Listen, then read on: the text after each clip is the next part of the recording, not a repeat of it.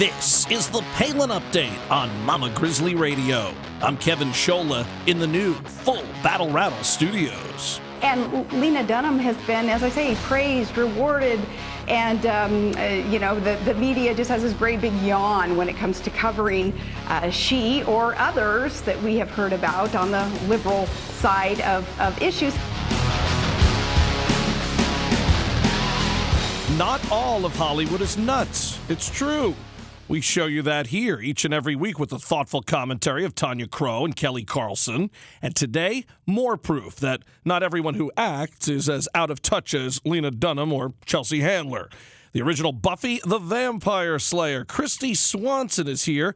Lately, she's been slaying the crazy talk coming out of the mouths of the Hollywood elite. Swanson had the courage to speak out and debunk the false narratives we are bombarded with from the entertainment world. Excited for the talented Kristy Swanson coming up on the Palin Update. Plus, we'll have the latest national and Alaska headlines in Sarah Palin News. We'll visit the Crow's Nest with Tanya Crow in California. Also from the Golden State, Kelly Carlson is on target. The Millennial Forecast with Sarah Hagmeyer is on the way from New Jersey. And a brand new installment of Liberty and Legacy with Tamara Colbert coming up from Texas. Welcome to the Palin Update on Mama Grizzly Radio. The Palin Update is sponsored by Full Battle Rattle. Full Battle Rattle, helping veterans suffering from combat-related disabilities through the healing power of music. Learn more at facebook.com/fullbattlerattle.abq. Now it's time to slay the craziness coming out of Hollywood with a talented actress who actually supported our president in this past election. The original Buffy the Vampire Slayer, also known for her iconic scene in Ferris Bueller's Day Off, I Loved Her in Big Daddy, and so much more. Kristy Swanson. And now Kristy Swanson joins us on the Palin Update on Mama Grizzly Radio. Kristy, welcome to the program. Hey there. Thanks for having me. So excited to have you here. Love your work. I mean, everybody knows you as the original Buffy the Vampire Slayer. Great movie, of course, that anybody in our age range, certainly saw multiple times. And I also thought you were good in Big Daddy. But you have a great resume. And here you are, someone in Hollywood who isn't on the side of the far, far left liberals and, certainly in the minority, at least of those who have been outspoken. And we've seen so many things said anti-Donald Trump during the campaign and now since his first month or so of his presidency, and you've spoken out the other way. Why has Trump been a guy that has spoken to you positively? Oh, gosh. Well,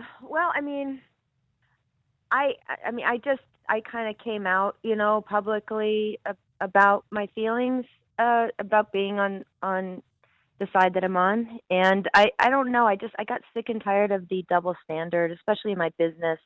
I was very bothered by what happened at the Women's March and the things that were said there. And just what I saw entertainers doing, just bashing and trash talking and, especially with, when I did the Fox News interview and Chelsea Handler, what she said about the First Lady and that she couldn't even speak English, all this crap, and I just felt like I had to say something, I'm originally from Orange County. I grew up in a very sort of, Republican sort of, town and world. And I started in the business when I was 9 years old, and I learned very quickly, once I, got into the whole Hollywood thing. I've been around 38 years now, but I learned at a very young age to keep my mouth shut about sort of the conservative side. And so for years, I just remained very, very quiet. I didn't, I wasn't involved. I didn't speak up. I didn't speak out. I didn't voice my opinions. And then around 2009, I went to Afghanistan on a USO tour with Gary Sinise and the Lieutenant Dan Band. And that literally changed my life forever, that experience. And it really opened up.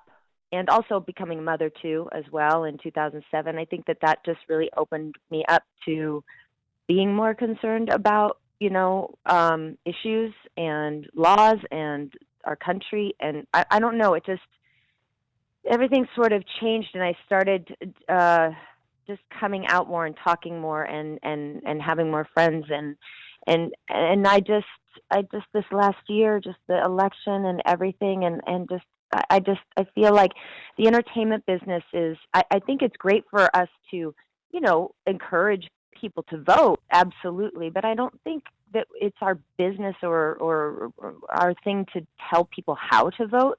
I think it's our business to, entertain and make people laugh and make people cry, not to go on an award show stage and use that, platform to talk politics like that. It's not their Hollywood, it's our Hollywood, and it's the people who buy tickets to go to the movie theater, it's their Hollywood too. And I just think that when you start, dividing it like that so publicly, and it just complicates things, and it drives people away, and it's not helping anybody. I think that, I wasn't a big fan of Obama. I can say I did not vote for him, but I was really bummed for about 5 days, the first Right. term and the second one, and then I got over it, and I accepted what was, and I didn't, burn flags, and I didn't go out and protest, and I didn't riot, and that's the thing. The left is all saying, "Oh, the country's so divided. It's so divided. Oh my gosh, it's so divided."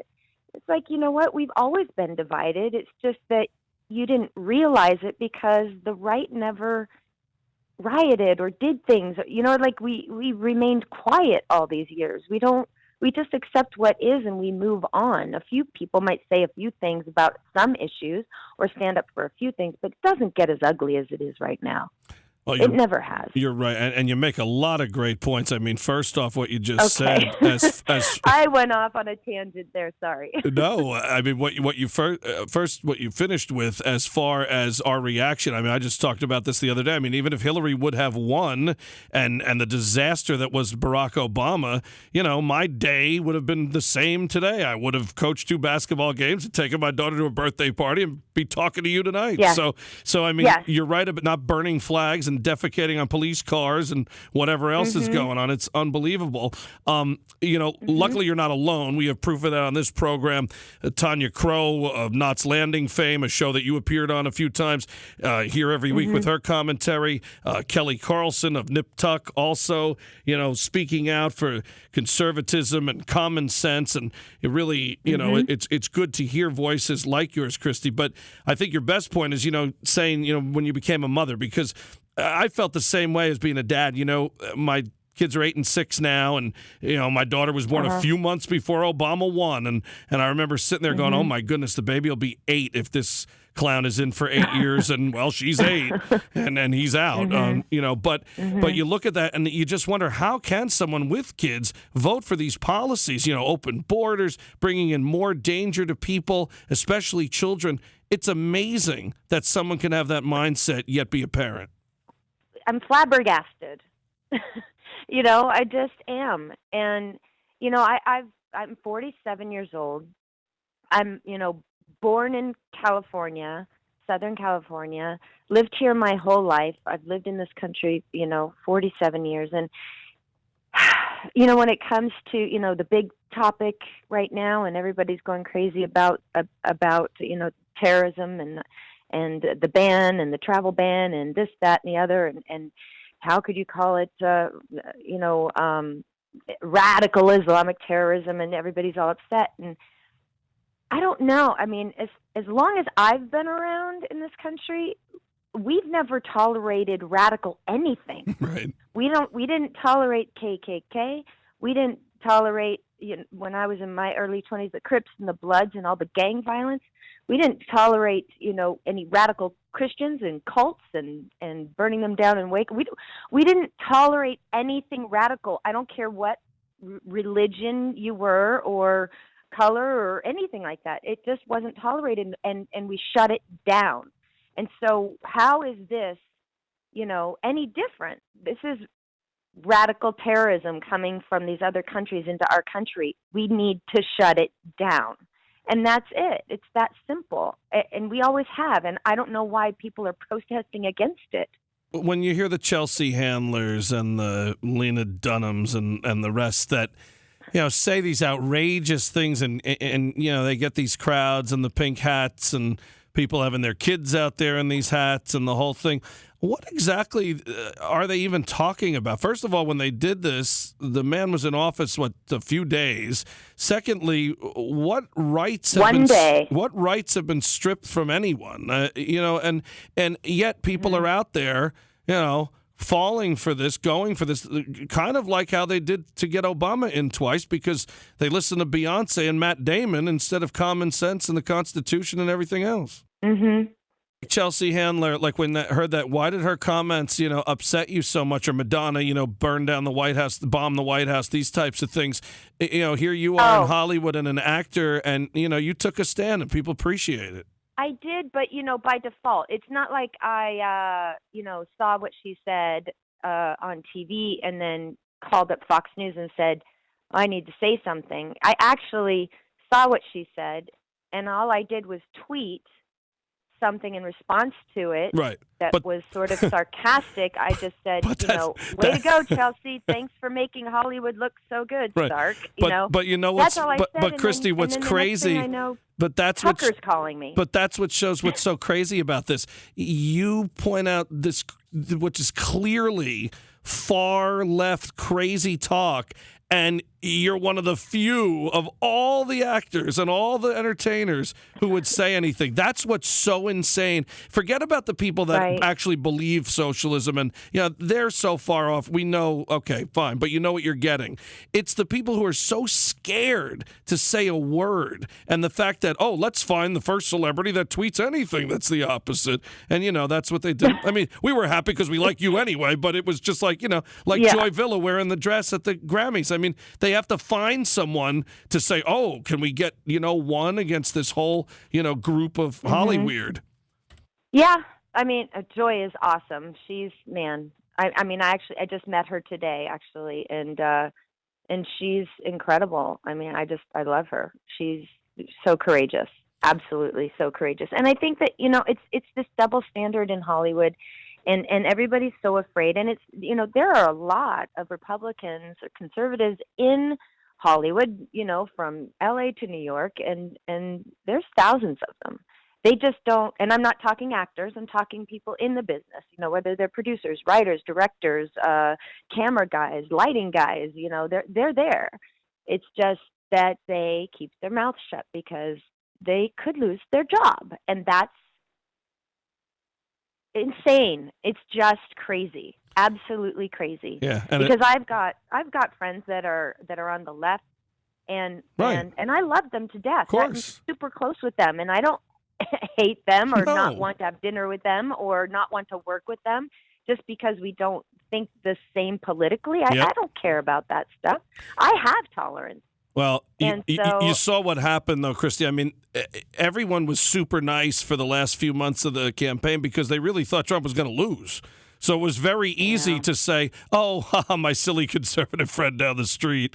And then when you go ahead and win, now all of a sudden, wait a minute, and everybody's stepping up the venom a little bit. So we've seen that. We talked to Janine Turner and Tanya Crow and Kelly Carlson, Kevin Sorbo, many others. I want to ask you this, too. Do you remember... Kevin. I love Kevin. Do you remember anything, any specific stories or anything through your career where you noticed this bias? I mean, it's come out much worse because of Donald Trump, and I think we saw it a lot with Governor Palin, too. But do you just remember, like, how the thought police were always there, or things that you've run into in the acting community where it was like, if you don't think like that, you're definitely an outcast? I definitely remember when Obama was running, and I remember some of my friends in the business just trash talking the other side, and I had said, well, I don't know, I like that candidate. Oh, what are you, crazy? Right. I remember that kind of stuff.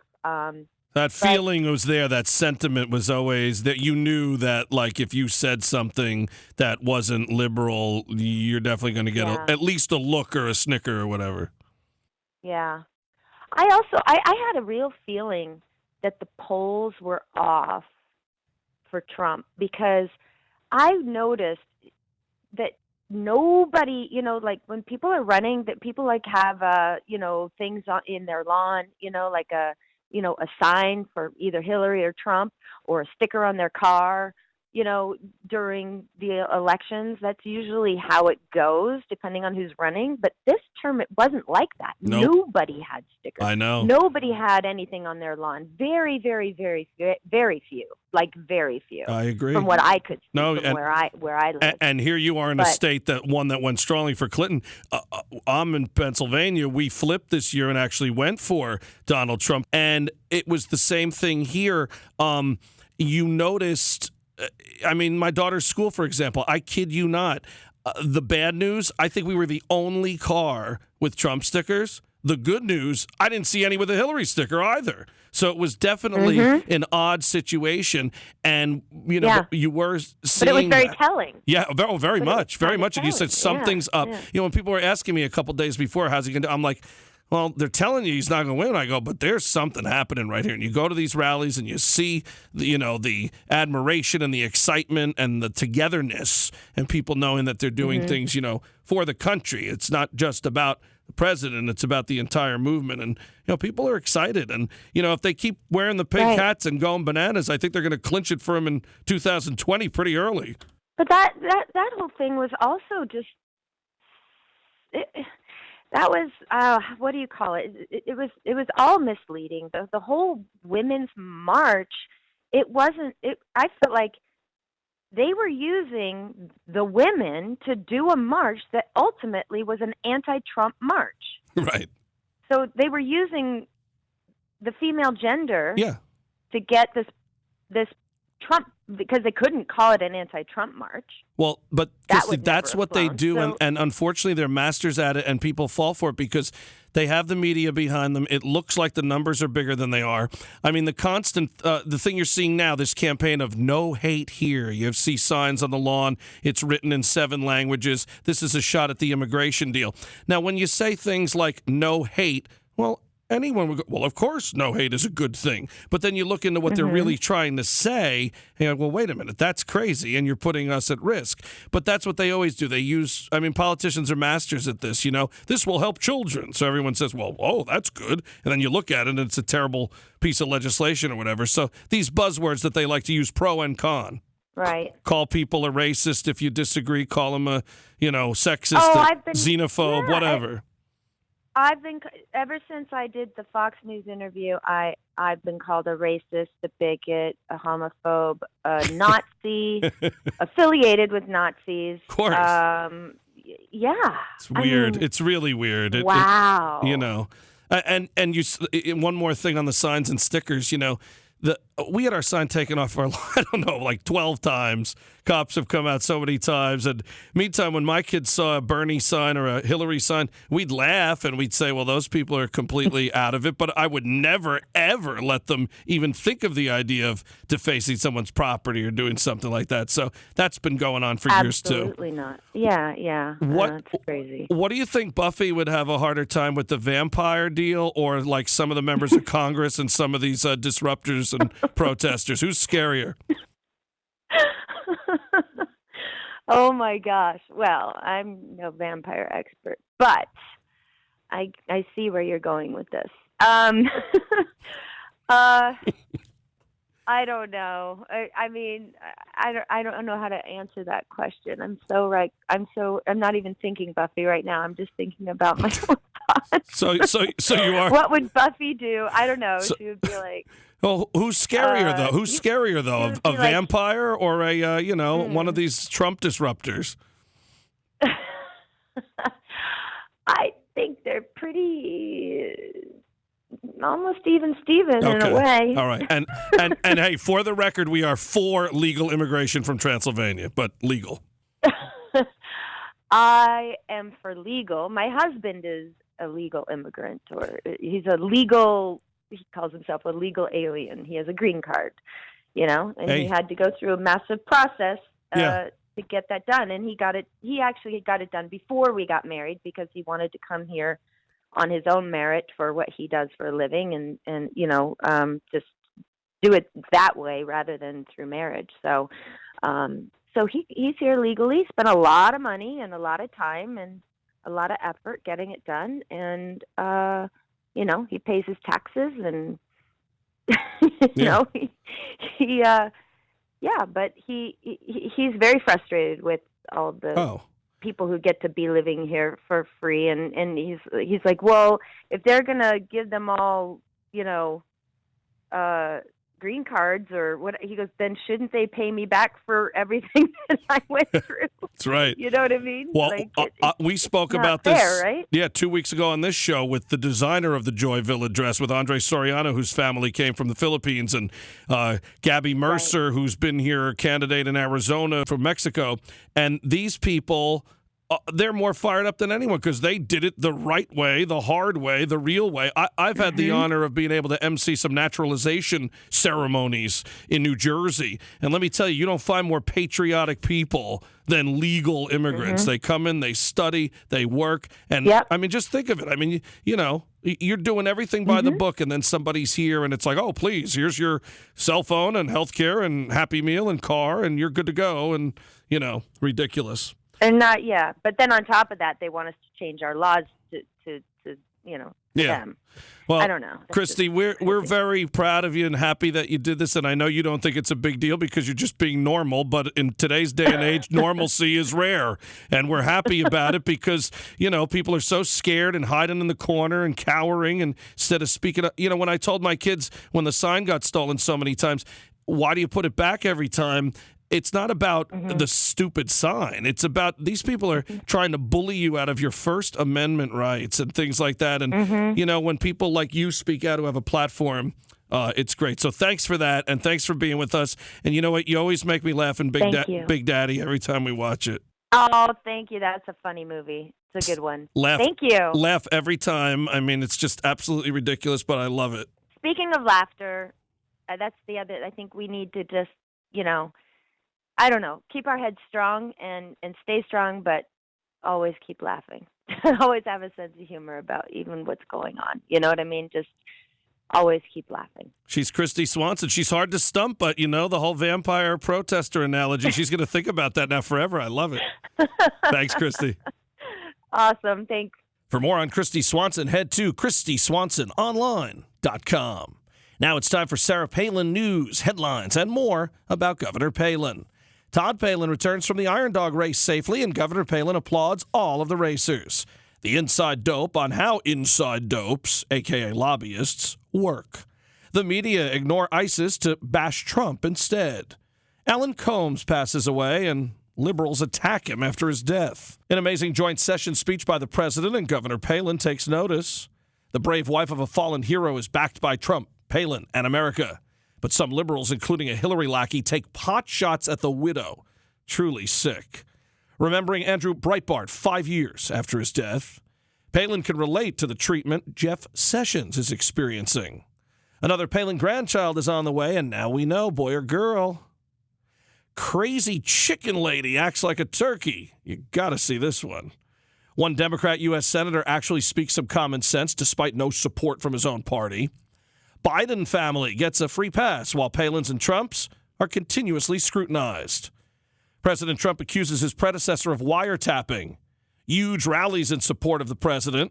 And Governor Palin showcases my article on Joy Villa, Andre Soriano, and the Trump Grammys dress. Thank you so much, Governor.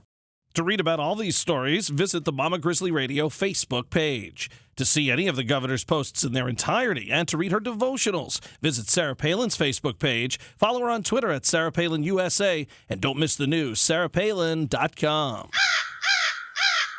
Now let's head to the crow's nest. Here's Tanya Crow. This week, I really have to rant and rave a little bit. I am quite frustrated with a lot of things that occurred this week. And the first thing I want to look at is facts. I want to start with what happened at the Oscars when it came to the Best Picture debacle. And yes, the original mistake was that Warren Beatty was given the wrong card.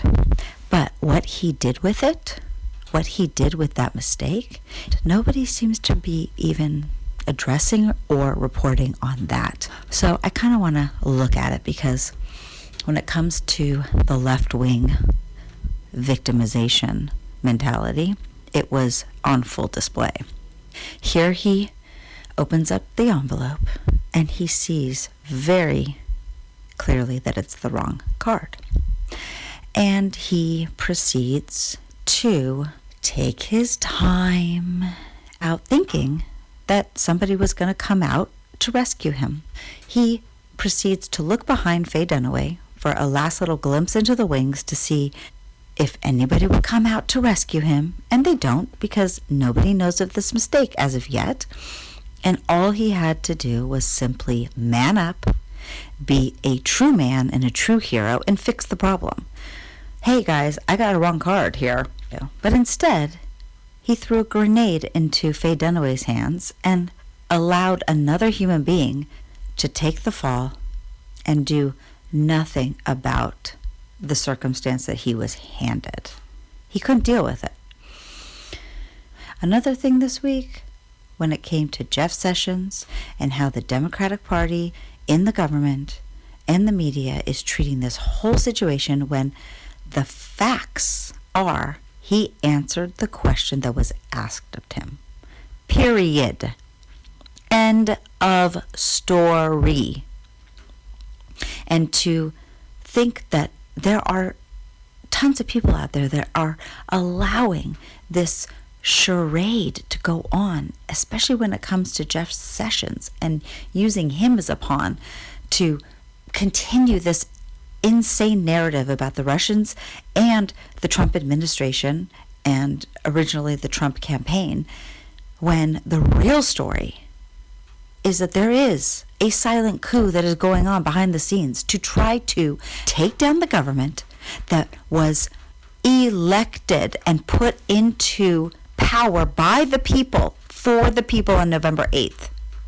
And how all this information got out, starting with the Obama administration in the final days, putting things into play that made all of this possible, is the real story. I would really like to see more reporting on the facts.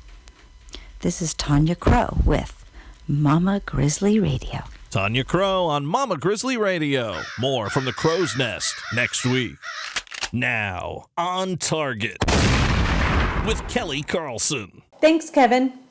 So in the past couple weeks, I've watched all of these public companies like Nordstrom, Starbucks, Uber, Macy's, Neiman Marcus, that's a big one for me, HSN, Wayfair, Bellacord, Jet, and the list goes on.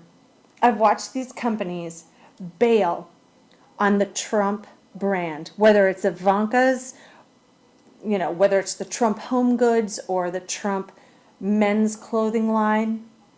And this brings up such an interesting point that's driving me crazy, because I am an investor. I invest in the stock market. And when I do, I tend to look at the risks of each stock or the company.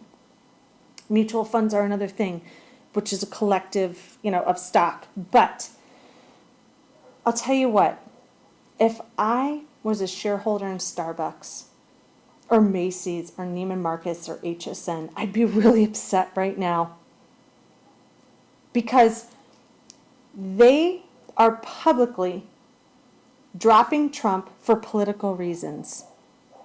Yet it's not listed under the risks.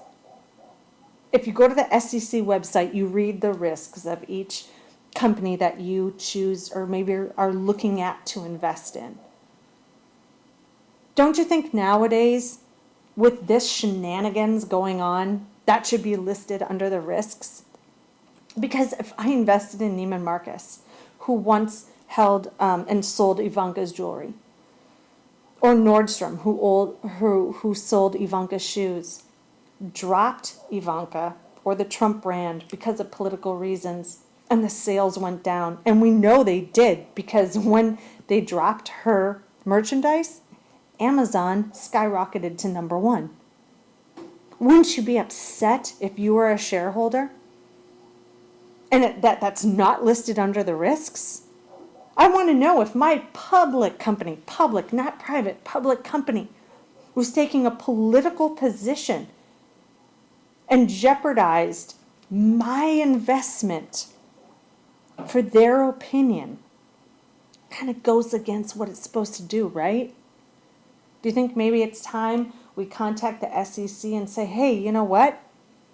There's a lot of companies here that are jeopardizing their shareholders. I think their allegiance is supposed to be above and beyond anything, their shareholders, but it's not. I am definitely examining my mutual funds and who's in it. I don't have any specific stock in these companies, and I never will, but I'll tell you what, my Neiman Marcus credit card, done. Same with other people in my family, and I love Neiman Marcus. They just happen to carry great merchandise, maybe overpriced, but Macy's is a great company. Why are these CEOs doing that? If it were me, I'd say, hey, Trump won the election. Let's just say 50% of the country, just to be on the short side, was pro-Trump. Don't you think those people are your customers?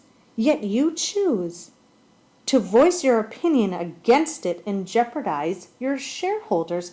Your stock must go down. I don't know. Maybe it hasn't, but I'll tell you what. You're rolling the dice on it, and it's not fair, and it should be listed under the risks. This is the way I see it. I could be totally wrong. I've never taken a company public before. I'm not an expert in business either, but this is just common sense to me, and it upsets me. It upsets me, not because they're against Trump, but because they're taking a public company and they're jeopardizing people that take their hard earnings to invest in, and they jeopardize that stock to drop based on their own their own political position, and it's unfair. Anyways, if anybody out there has a good answer to this, again, I'm no expert, but I'd love to hear it. Thank you so much. This is Kelly Carlson from Mama Grizzly Radio. Tune in for more On Target next week. It's time for the Millennial Forecast. Here's Sarah Hagmeyer. Thanks, Kevin. By any chance, did you catch the outrage over the picture of Kellyanne Conway sitting on the couch in the Oval Office? It was so sad how pathetically insane people were reacting to this picture. Kellyanne Conway is obviously a very respectable woman, but it was so tragic how fast the general public attacked her for sitting with her feet on the couch. Not only has Barack Obama golfed in the Oval Office, but he put his dirty shoes on every piece of furniture in that room. But more importantly, Kellyanne Conway's improper mannerisms, quote-unquote, distracted everyone from what was actually happening in the background. Because behind Kellyanne, President Trump was signing an executive order with dozens of leaders from historically black colleges, committing his promise to promote excellence and innovation at historically black colleges and universities across America. These leaders of these schools really need an increase in federal funding for their infrastructure and to help students. And with this commitment, hopefully the schools will receive the $25 billion that they really need, and that they would have received under a Hillary Clinton presidency.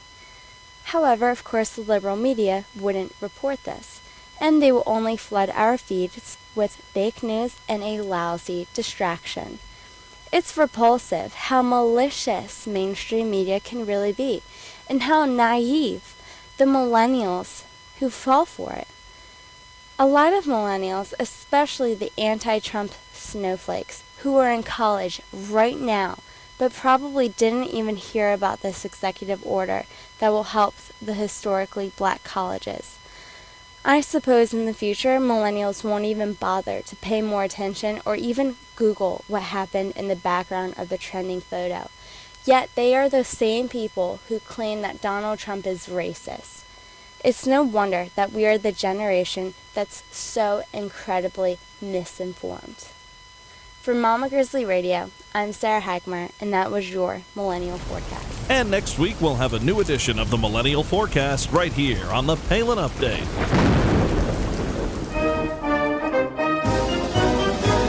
Now, the Palin Update with Kevin Scholla presents Liberty and Legacy. Here's Tamara Colbert.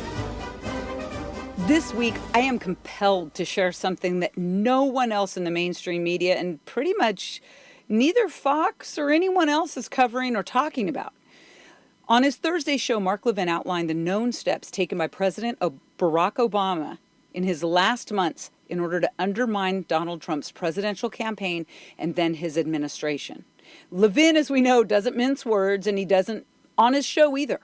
But I have to summarize this thanks to Breitbart, who is really the only media outlet covering this, right? But Levin talked about this effort by Obama as a police state tactical maneuver and stated that this shadow government that Obama has put in place should be the immediate target of a congressional investigation, not the alleged Russian interference, which every one of us knows is fake news. So what I believe is that this Russian story is merely a ruse to distract everyone from what's really happening inside the innermost workings of the federal government by these Obama drones who have been put there to leak classified information to try to take down the Trump administration from the inside out. President Trump, you must immediately fire every single person in every place of government. I don't care if you fire 1.3 million federal employees. You need to do it right now, and they can resubmit their resumes and an application to reapply for their position. This should be a zero tolerance policy. And here's why. This is the basic outline that Levin laid out on why every single one of us as Americans should be standing in arms against this.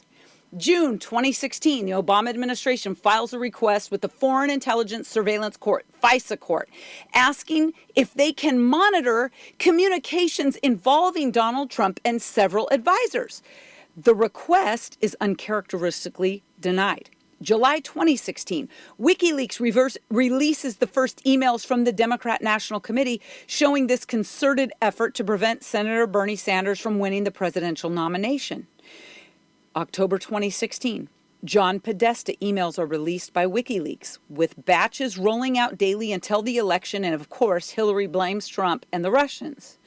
The end of October 2016, Obama administration submits a new, narrow request to the FISA court focused on a computer server in Trump Tower, suspected, with no proof, mind you, but just suspected of links to Russian banks. No evidence is found, but the wiretaps continue for, quote, national security reasons. January 2017, BuzzFeed and CNN release a fake news report about a fake intelligence report of contact between the Russians and the Trump campaign. All proven false. But the doubt is there. The seed has been planted. January 2017, Obama expands the National Security Agency sharing to share information globally with all the other agencies of any intercepted personal communications from this FISA wiretap on the Trump folks with the government's 16 other intelligence agencies before applying privacy protections. The new powers and reduced protections could make it easier for intelligence on private citizens to be circulated improperly or leaked. And folks, it's been leaked. For 3 months, we've had nothing but leaks. January, again, New York Times reports on the night before Trump's inauguration that the FBI, CIA, NSA, and Treasury Department are monitoring several associates of the Trump campaign who are, quote, suspected of Russian ties. Suddenly, mainstream media news outlets report the existence of multi-agency working group that is coordinating investigations across the government. Now, how this coordination happened is still unclear because this investigation would have been secret and would have involved classified information, which would be illegal. February, Mike Flynn's scandal. Somehow there are leaks that are placed with the mainstream media detailing an FBI intercepted conversation between private citizen Mike Flynn and the Russian ambassador.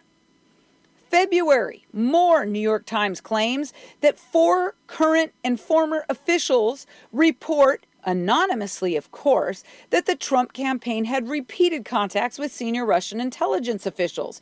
Again, there is no evidence. The Senate is saying there's no evidence. The Congress, Speaker Ryan is saying there is no evidence. It is false. March 1st, Washington Post targets Jeff Sessions, saying that he talked with a Russian official at a Heritage Foundation event where there were 30 plus other international ambassadors present. Again, I believe the Russian story is a ruse to distract the public, or thinking to distract the public, from what is really happening with a shadow government inside the federal government set up by Obama and his no good evildoers to bring down Trump from the inside out. I cannot say this and stress this enough, that every single American should be concerned. As the Obama administration, right, has monitored an opposing presidential campaign using the high-tech surveillance powers of the federal intelligence services. Treason? Felony? At the very least, certainly unconstitutional.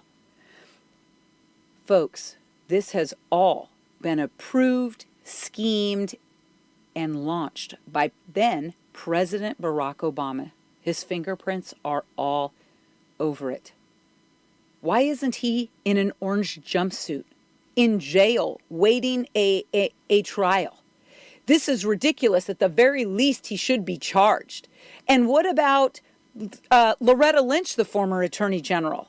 For goodness sakes, the bottom line is that the Obama administration sought and obtained authorization to eavesdrop on the Trump campaign, private citizens.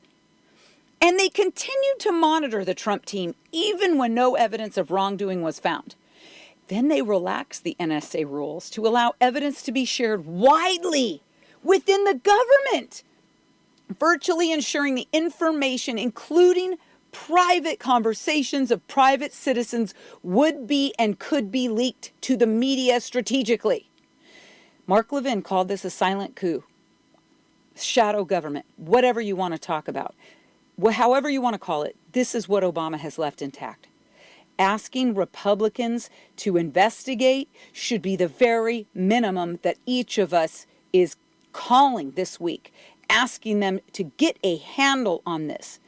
Thank you, Breitbart, the only news media group who is reporting on this. Where are the watchdogs? Who is here to protect the people? You can count on the fact that Mama Grizzly Radio is here, because we're looking at everything and we are trying to share with you key information that gives you a little bit extra of an edge as you go about your week, so that you can help discover and uncover what is illegitimate and fake news. Folks, this is our country. You must be aware and you must be eternally vigilant, as our founders told us. Otherwise, our government will go away. We have elected Donald Trump. He won fair and square. And now the little crybaby snowflakes on the left are upset, and they can't accept it. We must punish the Democrat Party. They must be banished in every single cockroach-laden corner from here to kingdom come.